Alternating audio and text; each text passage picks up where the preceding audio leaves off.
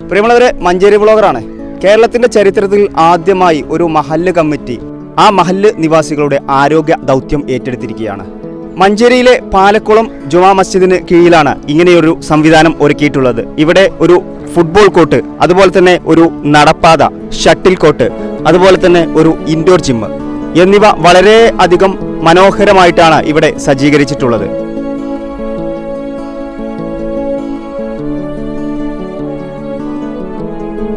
ഞങ്ങളെ സംബന്ധിച്ചിടത്തോളം ഇത് അഭിമാനത്തിൻ്റെ പ്രശ്നമാണ്. ഒരു സ്വപ്നത്തിൻ്റെ സാക്ഷാത്കാരം കൂടിയാണ്. മറ്റ് നാട്ടിലെ മറ്റ് പള്ളികൾക്ക് ഒരു മാതൃക കൂടി ചെയ്യാറ്. ഞങ്ങൾ ഈ പാലക്കുളം മഹലിൻ്റെ പ്രത്യേകത എല്ലാ കാര്യത്തിലും ഒരടി മുന്നോട്ടായിരിക്കും, എപ്പോഴും സ്റ്റെപ്പ് മുന്നോട്ട്. ഇവിടുത്തെ ജനങ്ങളെ നമ്മൾ എന്ത് കാര്യങ്ങളിൽ ഇറങ്ങിക്കഴിഞ്ഞാലും അത് ഏറ്റെടുക്കും. ഒരു ജനകീയമായ ഒരു മഹലാണ് പാലക്കുളം മഹല്. ഇവിടെ പള്ളിയിൽ നിന്നൊരു കാര്യങ്ങൾ പറഞ്ഞു കഴിഞ്ഞാൽ ജനങ്ങൾ അത് ഏറ്റെടുത്ത് നടപ്പാക്കാൻ തയ്യാറായി വരും. ജനങ്ങളുടെ സപ്പോർട്ടോട് കൂടിയാണ് ഈ കാര്യങ്ങളൊക്കെ ഇവിടെ ചലഞ്ച് നടത്തി. ബീഫ് ചലഞ്ച്, അതിലൂടെയാണ് ഞങ്ങൾ ഇതിനുള്ള ഫണ്ട് കളക്ട് ചെയ്തത്. അത് നാട്ടിലെ ആളുകൾ ഏറ്റെടുത്തു. ഇങ്ങനെ ചലഞ്ച് വന്നപ്പോൾ നാട്ടിലെ ആളുകൾ ഏറ്റെടുത്തു. നമുക്ക് ഇങ്ങനെയുള്ളൊരു പരിപാടി നടത്താൻ ആവശ്യമായ ഫണ്ട് അതുവഴി നമുക്ക് ലഭിച്ചു. അങ്ങനെയാണ് ഈ സംരംഭം വിജയിക്കുന്നത്.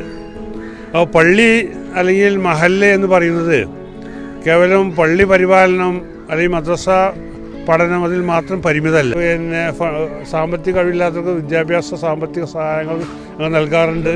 രോഗികൾക്ക് വേണ്ട ചികിത്സാ സൗകര്യങ്ങൾ, അതിന് വേണ്ട സാമ്പത്തിക സഹായങ്ങൾ നമ്മൾ ചെയ്യും.